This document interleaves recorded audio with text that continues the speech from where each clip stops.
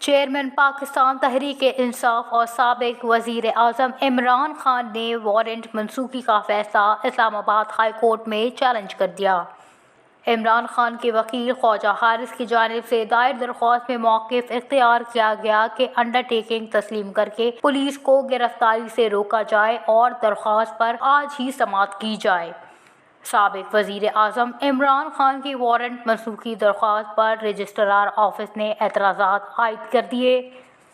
Registrar office کے مطابق عمران خان کا بائیو میٹرک نہیں ہے، جس معاملے پر پہلے ہائی کورٹ فیصلہ کر چکی، دوبارہ کیسے سن سکتی ہے؟ کسی پٹیشن پر کیسے بلینکٹ آرڈر جاری کیا جا سکتا ہے؟ سیشن کورٹ نے گزشتہ روز عمران خان کی وارنٹ منسوخی کی درخواست خارج کر دی تھی۔ یاد رہے کہ توشہ خانہ کیس میں ایڈیشنل سیشن جج ظفر اقبال نے عمران خان کے ناقابل ضمانت وارنٹ گرفتاری جاری کر رکھے ہیں۔ عدالت نے انہیں 18 مارچ کو پیش کرنے کا حکم جاری کیا ہے۔